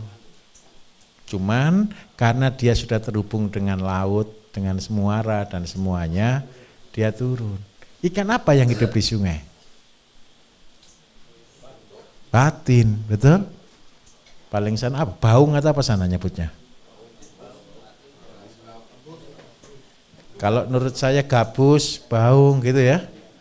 Kalau saya, kira-kira kalau begitu ikan apa yang harus kita pelihara? Jangan pelihara nila. Salah jalan. Itu kalau cari murah. Berarti ikan yang dipelihara ikan apa? Ikan patin atau ikan gabus. Yang pertama. Yang kedua, ada rezeki terbesar Bapak Ibu yang kita terima, tapi kita sering kali buang. Namanya adalah air hujan. Air terbagus itu apa? Air hujan. Karena air yang turunnya dari langit, kan gitu kan. Nah, kalau air hujan rasanya apa kira-kira? Tawar kan? Nggak ngandung besi kan? Bahaya sekali kalau air hujan mengandung besi juga. Air hujan tidak mengandung zat besi. Kalau begitu, cara paling murah, buat tempat selebar-selebarnya tampung air hujan. Karena itu Bapak Ibu, di konsep kita, konsep kami, sepertiga ini adalah tampungan air. Air apa yang kita tampung? Air hujan. Nah, ini saya rahasianya di sini. Kalau Bapak Ibu air yang ditampung air hujan, pupuknya pakai katalis kita, air yang dipakai untuk nyiram tanaman nanti dari air hujan, ini jadi super pupuk. Tanamannya Bapak Ibu betul-betul super. Baik sekali. Ini konsep yang sederhana. Bagaimana treatmentnya? Treatmentnya cuma satu. Ikan itu hidup perlu yang namanya oksigen. Tanpa oksigen dia pasti mati. Contoh Bapak Ibu, air di sini jernih atau tidak? Kalau saluran air di kolam-kolam besar itu mati, semalam saja, besok pagi ikan itu banyak yang mati Bapak Ibu. Kenapa kok banyak yang mati? Oksigennya tidak cukup. Jernih bukan jaminan. Ikan itu butuh oksigen. Karena itu dikembangkanlah cara-cara baru perikanan. Bukan air yang jernih, tetapi kualitas oksigen. Kualitas oksigen berarti yang dibutuhkan ada aerator. Jadi gunanya air ngalir itu adalah membawa oksigen. Cuman itu aja. Coba Bapak Ibu nanti pulang jangan lewat atas, lewat bawah pinggir kolam. Kalau malam semua ikan akan ngumpul di bawahnya pancuran. Karena apa? Dia butuh oksigen. Kenapa kok dia butuh oksigen? Ini saya tunjukkan. Berarti fitoplankton di dalam kolam itu over. Kalau siang hari fitoplankton mengeluarkan oksigen. Kalau malam hari mengambil oksigen, mengeluarkan CO2. Sehingga apa? Kalau air itu terlalu subur, ketika malam hari ikannya pasti mati kalau tidak ada air mengalir. Pernah dengar bioflok? Coba bioflok itu listrik mati sampai 3 jam. Semuanya wassalam. Karena apa? Airnya sudah kualitasnya sudah jelek. Begitu listrik mati, ya wassalam. Mati semua satu kolam. Tetapi dengan sistem air seperti ini, kalau airnya subur, sama saja. Karena itu apa yang harus dijaga? Kita menjaga supaya fitoplankton harus terkontrol. Karena pakan yang kita berikan kan ada sisa, betul tidak? Sisa ini memupuk air, Bapak Ibu. Airnya jadi subur fitoplanktonnya. Treatmentnya bagaimana? Kalau pakai cara sederhana, dikasih garam. Kalau air diam. Kalau terlalu over, Pak, terpaksa pakai terusi. Terusi. Garam Inggris. Ya sama-sama garam. Supaya apa? Pertumbuhan fitoplankton bisa ditekan. Nah, itu ikan selamat lagi. Jadi karena itu kalau pelihara ikan Bapak Ibu santai saja. Saya terlalu dalam tidak ngajarin, tapi tidak apa-apa lah Bapak Ibu. Kelas 1 minggu agak pusing-pusing sedikit ya tidak apa-apa kan. Kalau kelas 2 hari saya tidak pernah ngajar sampai sedalam ini Bapak Ibu. Jadi kalau pelihara ikan itu masalah itu enggak segampang yang diceritakan. Bapak Ibu harus menjaga kualitas air. Kenapa sih di dalam sepertiga ini air ini harus dipakai untuk nyiram? Mengurangi jumlah air. Kalau airnya dikurangi perlu ditambah atau tidak? Ditambahnya air bagus. Tujuannya ada sirkulasi. Paham di sini? Jadi treatmentnya Mas, kalau air hujan terlalu subur kasih terusi. Kalau terlalu subur, pertama kasih garam dulu. Kalau garam masih kurang mampu, kasih terusi, garam grosok gitu ya. Oke.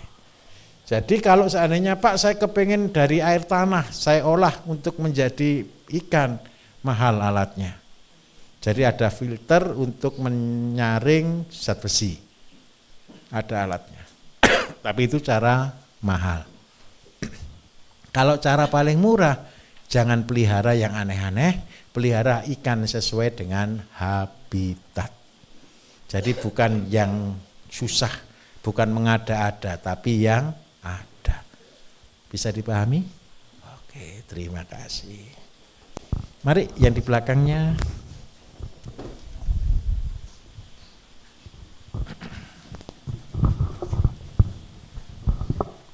Ngapunten badhe tanglet Pak.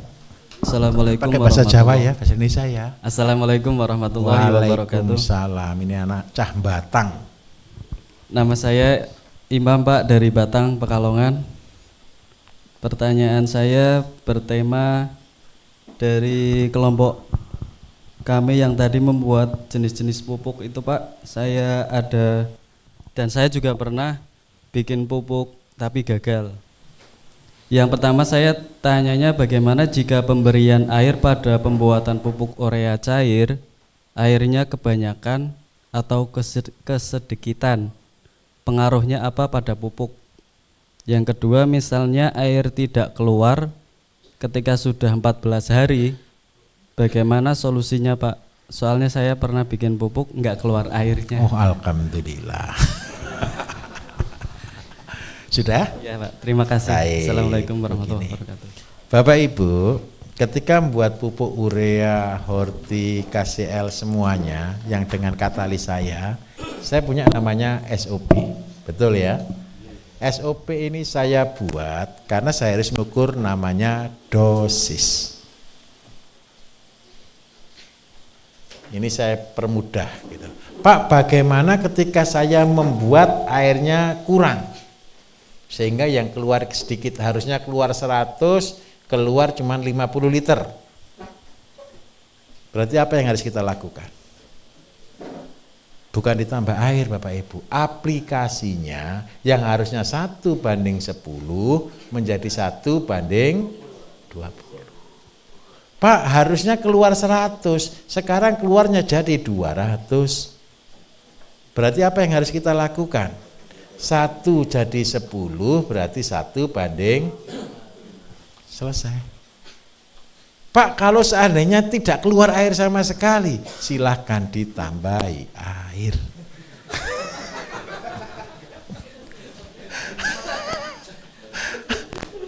Kalau kebanyakan lakukan tadi, kalau kekurangan tingkatkan dosis. Sudah selesai? Simple. Kalau itu sesuai SOP Bapak Ibu. Karena itu kalau Bapak Ibu bertanya, Pak, kalau saya buat tanpa katalis, bagaimana saya bisa menentukan dosis? Karena itu saya selalu coba, katakan dicoba dulu. Dicoba dulu itu trial and error. Nah, kenapa kok saya harus lakukan itu? Ketika pertama kali saya buat dosis, saya juga trial and error. Paham maksud saya? Sampai akhirnya ketemu katalis sekian, keluarnya pupuk harus sekian, supaya hasilnya sekian. Begitu loh Bapak Ibu.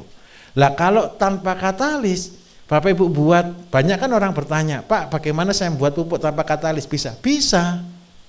Terus berapa dosisnya? Saya tidak tahu. Lah bahannya aja saya tidak tahu. Paham maksud saya? Lah bagaimana cara menentukan dosis? Silakan dilakukan trial and error. Dicoba-coba dulu. Begitu loh Bapak Ibu. Tetapi kalau SOP saya yang dijalankan, saya tegas katakan sekian, sekian, sekian. Karena apa? Ini hasil penelitian. Kalau tanpa penelitian saya bisa tentukan dosis, tidak mungkin. Paham ya di sini? Kenapa dosisnya ZPT cuma 1/4? Coba dikasih 0,5 liter. Langsung besok daunnya jadi emas Bapak Ibu. Menguning gitu. Bisa dipahami? Jadi saya menentukan SOP, kalau saya berani mengeluarkan SOP, itu berarti kita sudah melakukan riset. Nah, kalau saya melakukan SOP berarti ada aturan baku cara pembuatan semuanya, harus terstandar. Kalau ada yang melenceng sebenarnya gampang ngukurnya. Tadi kalau terlalu lebih, karena ada SOP gampang, aplikasinya dikurangi, cuman itu aja. Kalau kurang jadi tambahi, cuman gampang sekali karena bahannya sudah baku. Bisa dipahami ya Mas ya? Jadi bahagia saja, tidak usah terlalu dipikir. Banyak orang, loh kok tidak bisa keluar bagaimana? Lah santai saja. Wong pasti di bumi saja kok. Lama-lama keluar sendiri.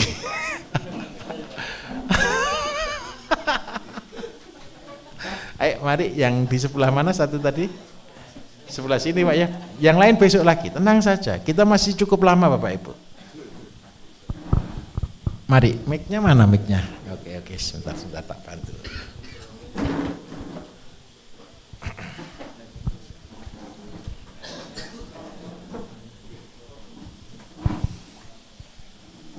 Terima kasih atas waktunya Pak. Bismillahirrahmanirrahim. Assalamualaikum warahmatullahi wabarakatuh. Waalaikumsalam warahmatullahi wabarakatuh. Perkenalkan, nama saya Suprianto.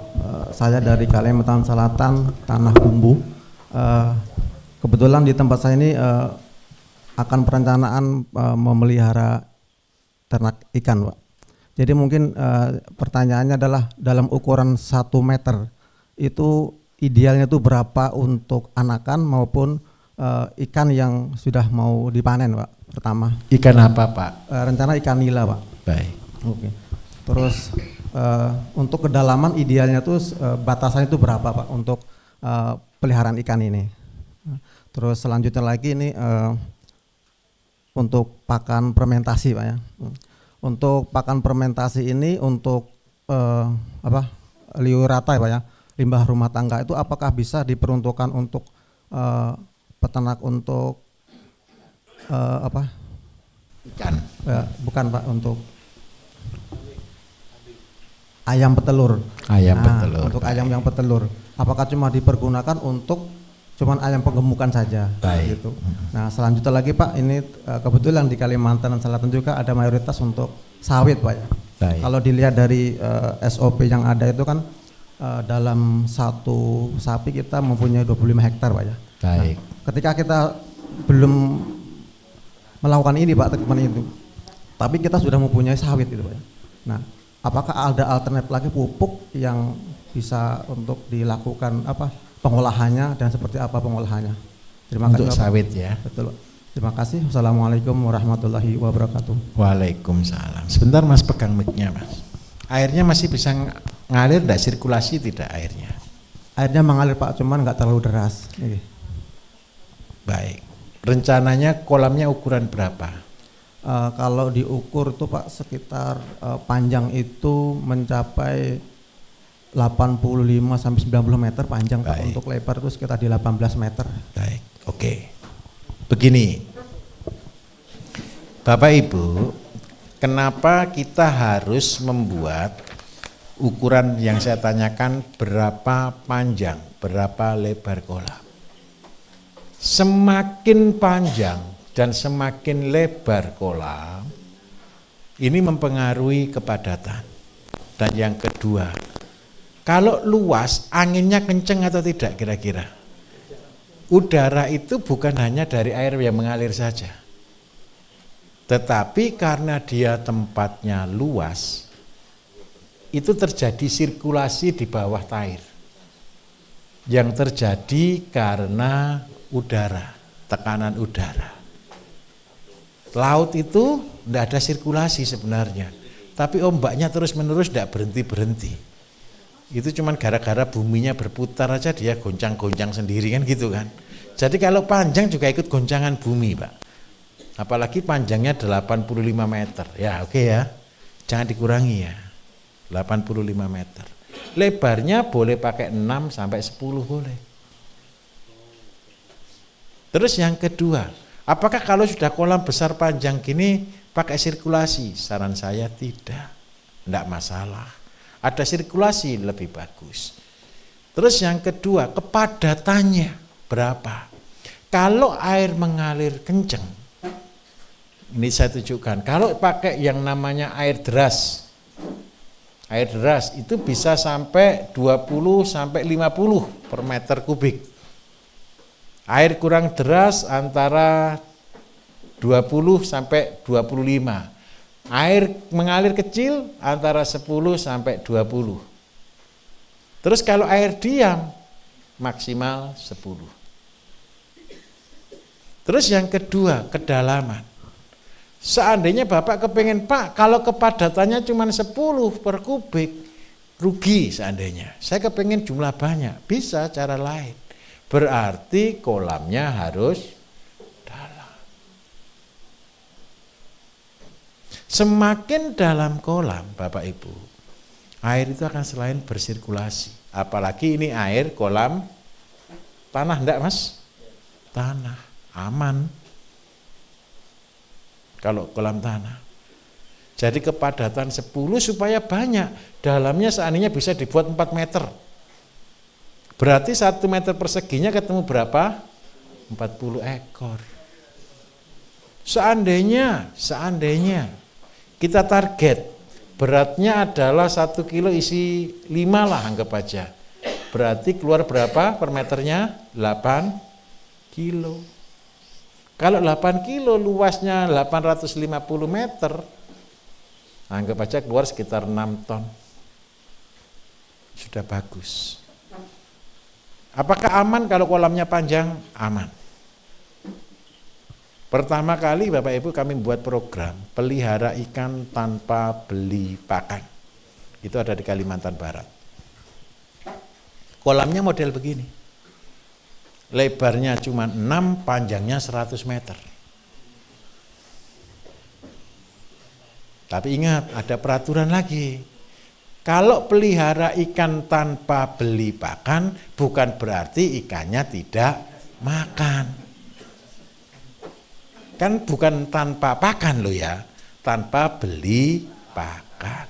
Makanannya dari mana? Kalau punya kolam sebelahnya, buatkan kolam cadangan. Kalau ini panjangnya 85, lebarnya 6 sampai 10, buatkan kolam kecil, panjangnya 85, lebarnya 3 atau 2 meter. Untuk apa di sini? Ini dalamnya tidak perlu dalam, setengah meter saja cukup. Isinya adalah asola. Asola ini tahun 2008 Bapak Ibu kita buat percobaan di Kalimantan Barat untuk ikan mas. Tidak makan yang lain, hanya makan dari asola. Jadi di sini pohon sawit, Bapak Ibu, di sini asola, di sini kolam ikannya. Kenapa kita harus buat kolam ikan ini? Supaya tidak rawan kebakaran, ceritanya waktu itu.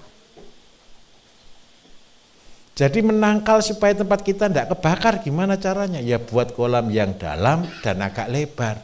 Ini kolam luar sendiri, Pak. Pinggirnya dibuatkan kolam untuk pakannya. Kalau kasih makan ya tinggal bawa jaring, buang ke samping begitu. Dan ikannya bisa berhasil. Mudah atau susah kira-kira? Mudah. Di mana lahan seperti ini? Di Kalimantan yang ada sawitnya boleh. Lah kalau sudah ada sawitnya, pupuknya bagaimana? Nanti Pak minta tolong ke Pak Bambang ya. Minta SOP pupuk sawit.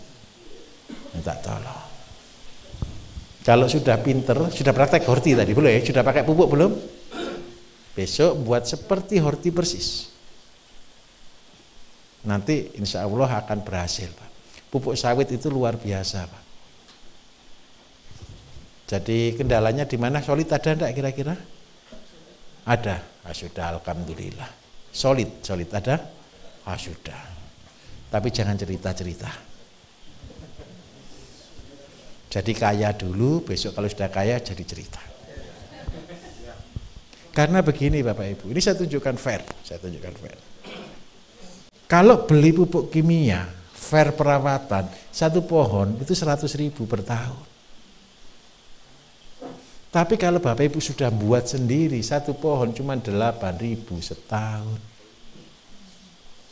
Bumi langit tidak perbedaannya. Kalau seandainya Bapak Ibu baik hati deh, jual ke petani yang lain dengan harga 30.000 per pohon per tahun, untung banyak atau sedikit? Kasih jaminan begini, pakai pupuk saya ya, kalau hasil tidak meningkat tidak usah bayar.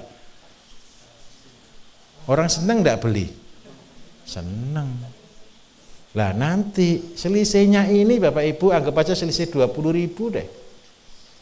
20.000 1 hektar kali berapa pokok anggap aja 100 gitu aja lah ya. 1 hektar berapa? Berarti 20.000 kali 100 berapa? Ketemunya 2 juta. Tinggal kalikan, Pak. Satu kelompok itu ada 1.000 hektar, Pak. Duduk manis. Tapi jangan cerita. Cara buatnya. Silakan hubungi Pak Bambang. Pak Bambang sudah angkat tangan gini saya diusir itu ceritanya. Silakan Pak Bambang, masuk Pak Bambang. Oh diakhiri, oke. Baik Bapak Ibu, jamnya sudah menunjukkan pukul 9. Silakan beristirahat supaya Bapak Ibu tidak ada yang sakit. Dan peraturan di sini minta maaf, peraturannya dilarang sakit. Kalau mau sakit laporan kita dulu, kita kasih obatnya. Jadi kalau mau sakit laporan dulu ya. Pak saya ini kurang enak badan, nanti saya kasih resep. Oke, terima kasih banyak, semangat semuanya. Assalamualaikum warahmatullahi wabarakatuh.